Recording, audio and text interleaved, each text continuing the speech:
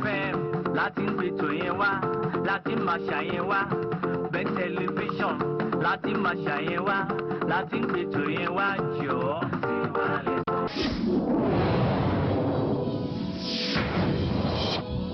ètò tó múni rántí ilé tó tún gbàṣà wá lárugẹ. bẹ́ẹ̀ tẹlifíṣọ̀n láti máa ṣàyẹn wá láti ń gbètò yẹn wá jọ. mo ní àtúntì dé àtúntì gbètò yẹn dé jọ. ètò tó kọ́ni lọ́gbọ́n tó jẹ́ ká rántí ilé.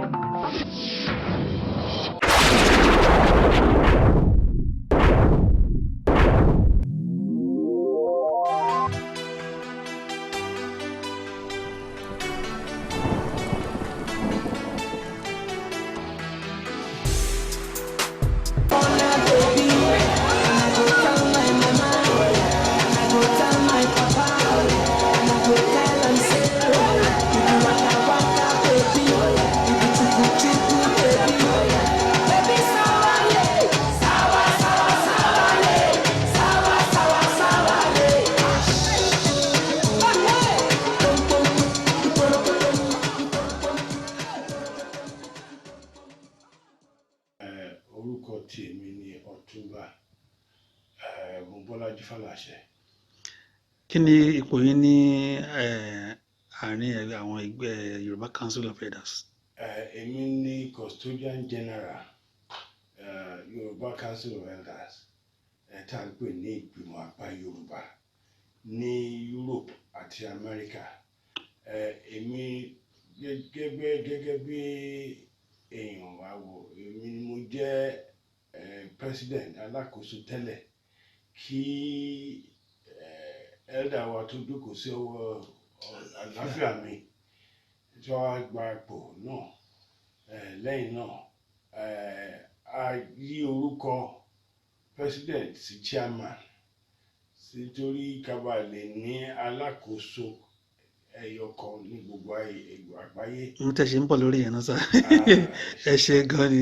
Mo mọ̀ pé nǹkan kì í ṣẹ̀ṣẹ̀ ràgó gẹ́gẹ́ bí ẹ̀wẹ̀ ọ̀rọ̀ àgbà àwọn àgbàlagbà, torí tá a bá ń káwò lọ ọ̀tún sósì, nǹkan tó jẹ wá lógún gẹ́gẹ́ bí ọmọ ilẹ̀ káàrọ̀ oòjíire lókè òkun bí ní àṣà àti ìṣe ọmọ ilẹ̀ Yorùbá. Eléyìí tó jẹ́ pé bóyá a rí ẹ̀yin gẹ́gẹ́ bí ìkan gbòógì nínú ètò yìí. Ẹ jọ̀ọ́, bí mo ṣe ń wo fìlà yìí o, eléyìí náà pè ní abetí ajá àbí? Bẹ́ẹ̀ ni o, ṣì sọ bẹ́ẹ̀ gan-an ni. Ẹ jọ̀ọ́, ẹ bá wa dárúkọ yín fún àwọn tó ń wò wá. Èmi ni Elder Michael Ọláwálé Ṣàdáre. So ìkan gbòógì náà lẹ jẹ́ gẹ́gẹ́ bí nínú ẹgbẹ́ tí à ń sọ nípa yìí. Ẹ jọ̀ọ́, ẹ bá wa sọ nípa ipò yín ní inú ẹgbẹ́. Bẹ́ẹ̀ ni, ẹ ṣe gan-an ni.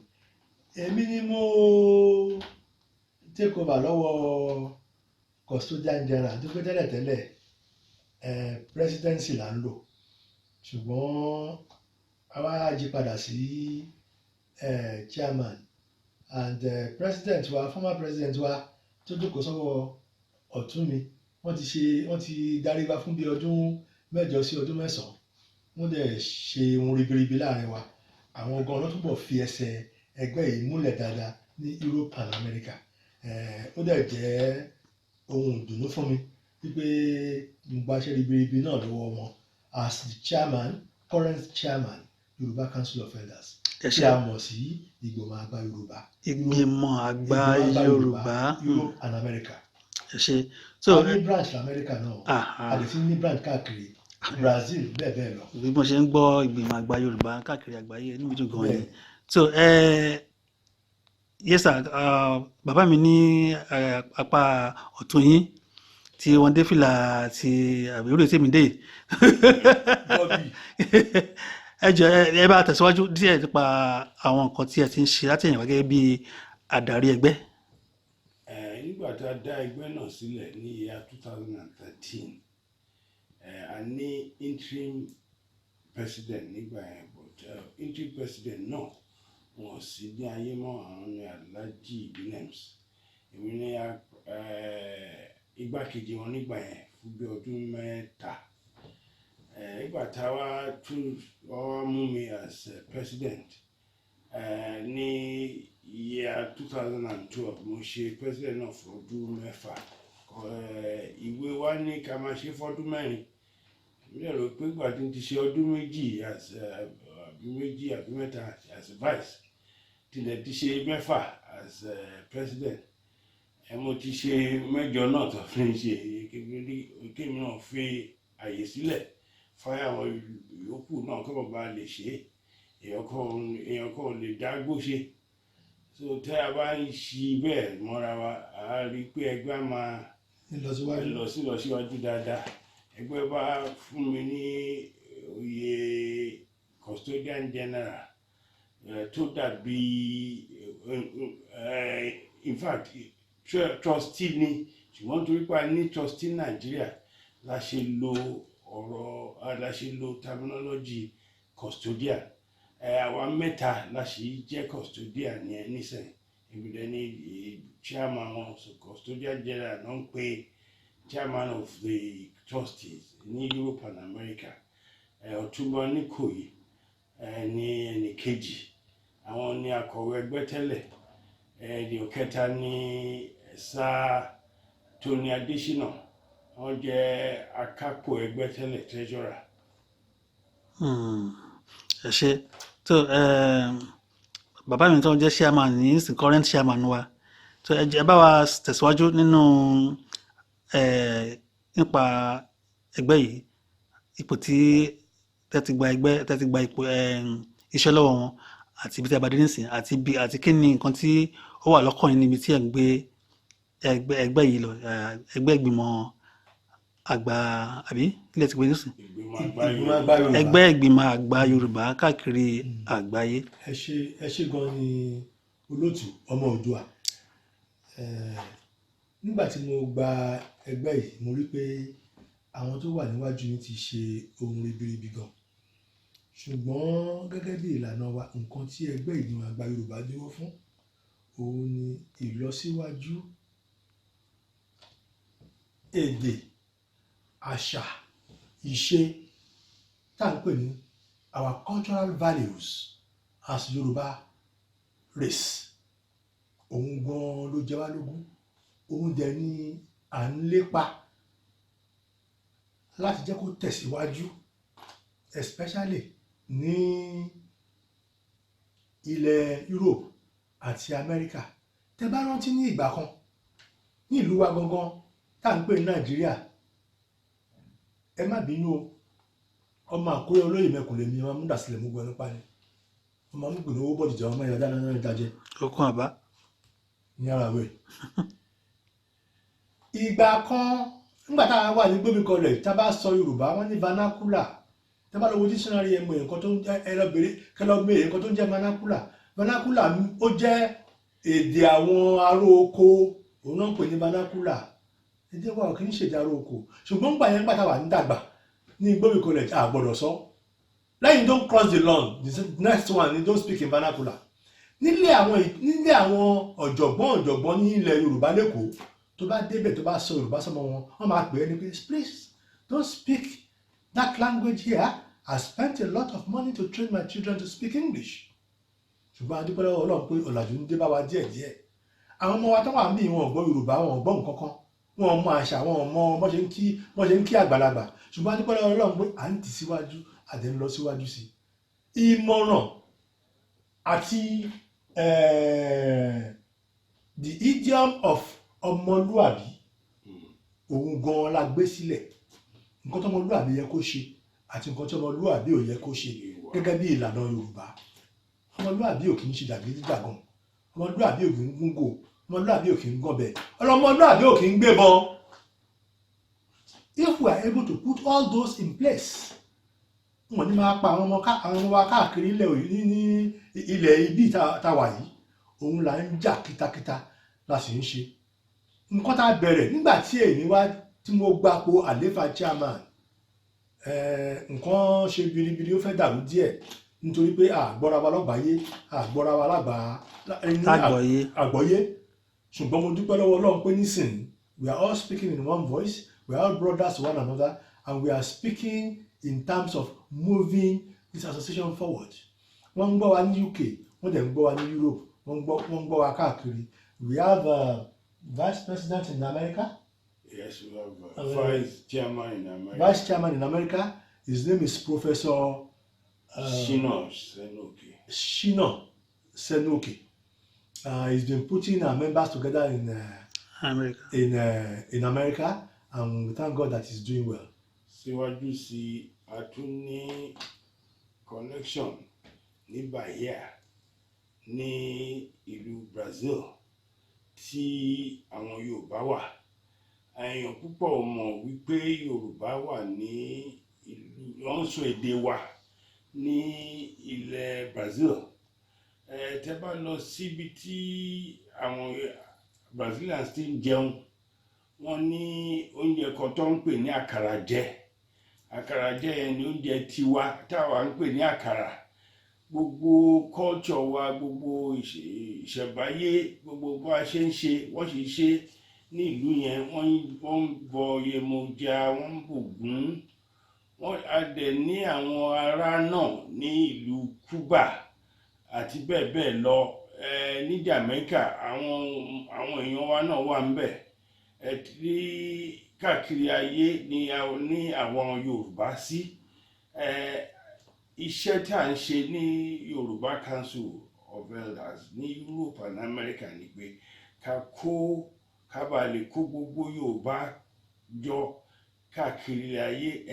Tẹ́ bá rí àwọn ìlú míì bí àwọn Jews, àwọn Indians, wọ́n máa ń kóra wọn jọ. Kò sílùú tọ́wọ̀n bá gbé, wọ́n á sì wà pọ̀. Ọ̀dẹ̀pọ̀ tó wá. Ọ̀dẹ̀pọ̀ tó wá. Yorùbá pọ̀ gan-an káàkiri ilẹ̀ ayé. Kò síbi ìlú tẹ́ bá lọ ilé ayé yìí tẹ́ ní rí Yorùbá. Ọ̀túnba mo fún àtọmọ dín lẹ́nu ẹgbó ẹ̀tọ́. Wọ́n tẹ̀ sọ pé wọ́n ti pé Yorùbá nísìnyí is international it's an international language. Ní Brazil kan náà ti pè é. Brazil, and is also recognized in the United Nations as an international language. Adúpẹ́ fún Olódùmarè. Yes, Yorùbá èdè wa tẹ́ àwọn èèyàn kà kún bí chairman ṣe sọ pé iléèwé tó máa ní vernacular ní èdè wa ń ṣe vernacular o. Àwa rò wípé nǹkan tí a láti ṣe ní pé lára àwọn objectives Yorùbá Council ní pé ká jẹ́ kí èdè náà pé kí ó kó máa sọ káàkiri ilẹ̀ ayé, ká kọ́ èdè náà kó máa kú. Àwọn ọmọ wa rí pé àwọn ẹlòmíì, àwọn tí mo ti dárúkọ bí àwọn Indians yẹn nílùú yìí, àwọn ọmọ wọn ṣèdè. Àwa á ní àwọn ọmọ wa gbọ́ Yorùbá. Ẹ má bínú, kí wá ní ipa tẹ́ ń kó láti di pé bóyá àwọn ọmọ àwọn yìí wọ́n torí nísìnyí a rí Council of Elders. Ǹjẹ́ a rí ẹgbẹ́ kan tó kó àwọn ọmọdé jọ tó yẹ pé nípa pé bóyá wọ́n ń sọ Yorùbá tàbí wọ́n jẹ́ kán máa sọ Yorùbá? A ní alàgbà kan láàrin wa, Elder Johnson Adétayọ̀ is a teacher in Yorùbá language. Ó dẹ̀ ní school tí àwa náà tí a faramọ́ tó ń kọ́ àwọn ọmọ ní èdè Yorùbá. And apart from that, we have encouraged one another. Ní meeting wa a kì í sọ òyìnbó, Yorùbá là ń sọ. A dẹ̀ ń sọ fún gbogbo àwọn ẹgbẹ́ wa àtàwọn tá a bá lè bá sọ̀rọ̀ pé ẹ jọ̀ọ́ tẹ́ bá délé ẹ sọ èdè sí àwọn ọmọ yín. Èdè ní kẹ́ máa fi kọ́ àwọn ọmọ yín. Èyí tí ò bá gbọ́ ẹ sọ sí wọn. Báyìí la ṣe ń kí àgbàlagbà, ẹ káàárọ̀ sà, ẹ káàárọ̀ mà, ẹ kúrọ̀lẹ́. A dẹ̀ ń encourage àwọn ọmọ wa náà tó ń kọ ìwé fún àwọn tó ń gbé èdè yẹn àti kọ́ wọn. A dẹ̀ fẹ́ ṣe Yorùbá house yẹn, a fẹ́ nínú ẹ̀ a fẹ́ ní ilé ẹ̀kọ́ táwọn máa kọ́ àwọn ọmọ wa lédè Yorùbá language yẹn. Wọ́n ń ṣe títí dé yunifásitì. Àti sọ fún àwọn ọmọ àyà ìlẹ́nu wípé àwọn yunifásitì kan ní ìlú yìí especially School of African and Oriental Studies wọ́n ń ṣe èdè wọ́n ń kọ́ èdè Yorùbá níbẹ̀ èèyàn púpọ̀ ni ò mọ̀. ẹjọ́ chairman àti ẹjọ́ ọ̀túnba àti University of Ife wọ́n ti kópa rẹpẹtẹ wọ́n ti kópa lóríṣiríṣi ọ̀nà nípa láti máa kọ́ àwọn èèyàn sí èdè Yorùbá. àwọn Amẹ́ríkà gan wọ́n ń wá láti ìlú wọn láti wá kọ́ èdè Yorùbá. Bẹ́ẹ̀ni. àwọn adẹ̀dá àwọn òyìnbó púpọ̀ tó ń sọ èdè Yorùbá ní tó ń sọ jágara ni. bẹ́ẹ̀ni. ẹ rí pé àwọn Americans ló pọ̀ jù tó ń wá tó wá ń kéde náà wọ́n dẹ̀ ń kọ́ èdè yẹn bí ẹni pé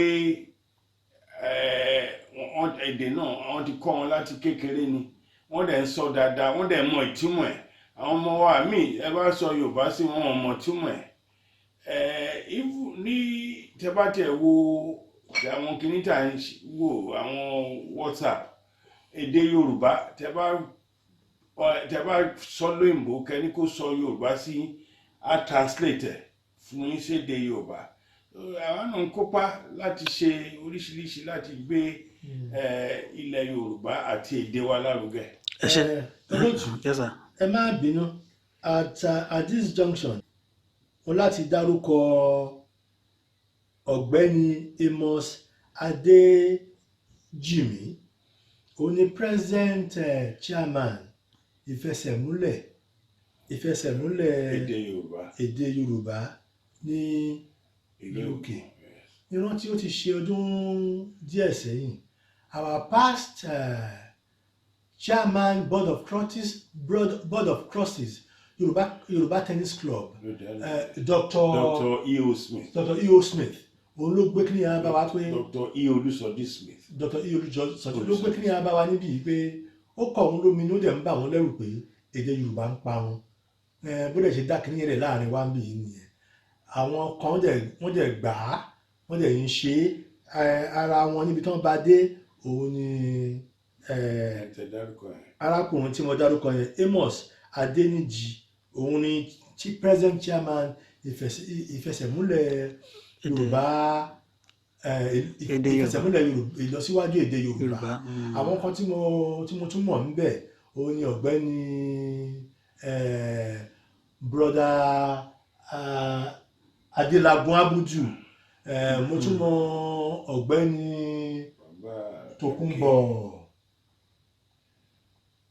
Tókunbọ̀ Adéjùmọ̀ wọ́n ti kópa lóríṣiríṣi ọ̀nà láti nípa ìlọsíwájú àti ìtẹ̀síwájú èdè Yorùbá.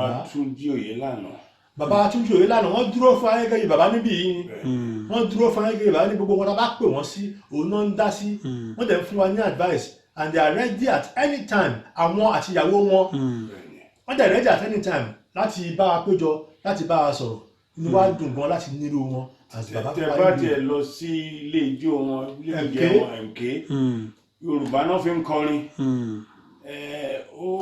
nǹkan tó ń jẹ́ kí inú mi dùn ní pé tẹ́ bá rí bàbá náà wọ́n ti fẹ́ 80 wọ́n fi àṣà àti èdè wa wọ́n fi ṣeré rárá bẹ́ẹ̀ náà ni Professor Ṣóyínká tó bá kọ Yorùbá ẹni bàbá tó ń sọ grammar ló tó kọ ìwé grammar ìwé gbọ́ Yorùbá wọ́n gbọ́ Yorùbá dáadáa in fact wọ́n translate some of èdè àwọn ìwé wọn sí Yorùbá. ẹ ṣe. kẹtó lọ lótú mo fẹ́ lára nǹkan tí Yorùbá Council tún promote ní literature àwọn gbà tí àwa kéré àwọn òwe tí àwọn bàbá Ọdúnjọ kọ àwọn Fágúnwà gbogbo àwọn òwe yẹn wọn ò kọ́ àwọn ọmọ wa mọ́ á dá pé kẹ́ a lè bá àwọn ìjọba wa ní ìlú wa àwọn náà fẹ́ promote àwọn òwe yẹn Chief Délànà náà kọ̀wé rí i pé àwọn òwe yìí wọ́n ń lò nílé ìwé àwọn orin bàbá Olúdé àwọn Máyọ̀kún ẹ ṣe jàre ẹ ṣe lè. Máyọ̀kún orin Máyọ̀kún tí bàbá Etí Ọláolúdé kọ gbogbo àwọn orin yẹn a fẹ́ ṣe bí museum tí a máa kó àwọn òwe náà àtàwọn orin àti ìṣẹ̀ǹbáyé wa. Iṣẹ́ pọ̀ lọ́wọ́ wa o. Iṣẹ́ pọ̀ a ṣẹ̀ṣẹ̀ bẹ̀rẹ̀ ni. pẹ̀lú gbogbo tẹ́ ń kà sílẹ̀ yìí ẹ̀yin èèyàn mi ìhà wo níjọba ìlú Èkó sí ẹgbẹ́ yìí. àwa ò tiẹ̀ lọ bá ìlú yìí rárá. àti ìlọba wọn àní purọ́ o àti ìlọba but a mọ̀ wípé they are not against us. They are into culture of every citizens that came here in one way or the other as citizens but are now British. Kò burú. Awuyewuye tá à ń gbọ́ ní Nàìjíríà nísìnyí pé àwọn kan fẹ́ dàlúrú, wọ́n fẹ́ gbàjọba, wọ́n fẹ́ gbalẹ̀ Yorùbá mọ́ Yorùbá lọ́wọ́, àwọn darandaran Fúlàní nǹkan kan bẹ́yẹn. Ẹ jọ̀ọ́ kí ni nǹkan tí ǹjẹ́ a rí ipa tí ìgbìmọ̀ Yorùbá ní lẹ́kọ̀ọ́ ń kó láti rí pé. A ti ṣiṣẹ́ sí yẹn. Chairman sọ̀rọ̀ lẹ́ǹkan wípé ǹjẹ́ ti rí communique wa akọ̀wé sí United Nations nípa akọ̀wé wa Dr. Adékúnlé ìgbìmọ̀ jókòó àrò wípé nǹkan tó ń ṣẹlẹ̀ ní Nàìjíríà kí la lè ṣe sí àwa kọ̀wé sí United Nations kọ̀wé sí àwọn lọ́balọ́ba àwọn òṣèlú náà akọ̀wé sí wọn wípé kó máa yẹ kí ilẹ̀ Yorùbá má parun akọ̀wé sí Ààrẹ Ọ̀nà Kakanfò náà kí Yorùbá má parun akọ̀wé sí àwọn ọba àti communique náà wà nínú WhatsApp ó ti go viral. People are looking at it. Nígbà míì èèyàn lè ṣe mistake láti ní nǹkan ṣùgbọ́n mistake nìkan ni pé kí a rí àwọn èèyàn wa kí a máa jẹun láti sọ̀rọ̀ ni ọ̀rọ̀ náà níta sọ ó wà lórí social media. Ẹ ṣe kan ṣáàmánu wa mo fẹ́ kẹ́gbà àwọn bàbá ìyá tí a ṣe ń bímọ sókè òkun níbí nípa èdè wa kí ni nǹkan tẹ́lẹ̀ ìjọ́jú lè gbà wá láti máa jẹ́ kí àwọn ọmọ wa kán lè máa sọ èdè Yorùbá. Ẹ ṣe gan ni elétò ní ṣókí. Ẹ ṣe gan ni elétò àti sọ síwájú tẹ bá jí láàárọ̀ nǹkan tí mo rí pé ó common jù òun ni pé àwọn ọmọ wa ò kí ń kí wa láàárọ̀ o ẹ má bínú pé mo sọ bẹ́ẹ̀ mo lọ gbé ọ̀dọ̀ nígbà tí ara mi ò yá mo lọ gbé ọ̀dọ̀ ọmọ mi grandchild mi ó máa 17 ní September yìí á jí ṣe ló máa kàn kọjá lẹ́gbẹ̀ẹ́ mi n bá pe àwọn òbí ẹ̀ ọmọ yóò kí ń kí mi o kò ń kí mi káàárọ̀ wọ́n ní kí n má bínú sà wọ́n lè kọ́ tẹ́lẹ̀tẹ́ ọmọ mi grandson mi ó máa ń nawọ́ kí mi ni ṣùgbọ́n nígbà tí máa ṣe 56th birthday mi tó wá sí church wọ́n bá mi ṣe Thanksgiving mo dẹ̀ náwó sí as usual ló bá dọ̀bálẹ̀ ni wọ́n ti ń kọ́ ọmọdé ní mi tẹ̀ dùn ó ti ń gbọ́n sí.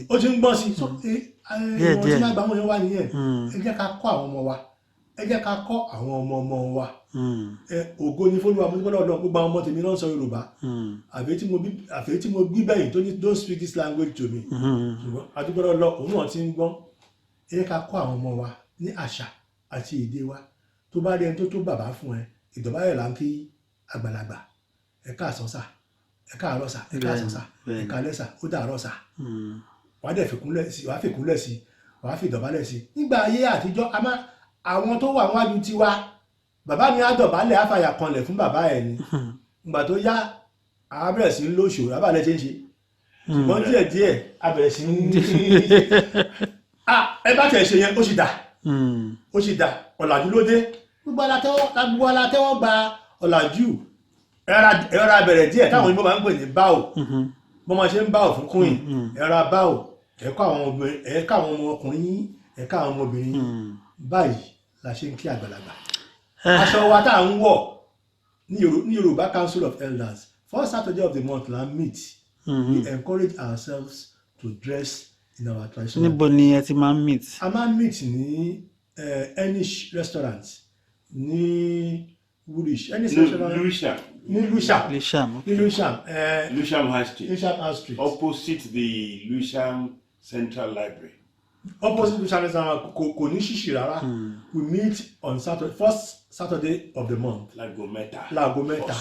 Láago mẹ́ta ọ̀sán. Ìyẹn ni pé ẹ ń fi àkókò yìí fi pe àwọn tí ò tí mọ̀ ń pa ilé kí wọ́n darapọ̀ mọ́ kí ni age limit torí mo mọ̀ pé elders lẹ pè é sìn. Elders la pè gẹ́gẹ́ bí ìlànà constitution wa it starts from 50 ṣùgbọ́n àwọn tó jẹ́ 40 and above tó ń táwa àtàwọn dẹ̀ rí pé wọ́n ti ń tàgbà ṣe àti ń gbà ń wọlé díẹ̀díẹ̀ wọ́n ti tó bí méjì láàrin wa so tẹ́ bá wá if you are over 40 wàá wá fún mi oṣù mẹ́ta that is 3 meetings lẹ́yìn yẹn wàá rí àwọn alàgbà tó wà in charge láti máa gbàyàn tó bá dẹ̀ bẹ́ẹ̀ sọ tó bá yẹ pé ọ̀rọ̀ ẹ dánmọ́rán o dẹ̀ rẹ́dì láti hùwà ọmọlúàbí à ń gbà ẹ mọ́ ara wa.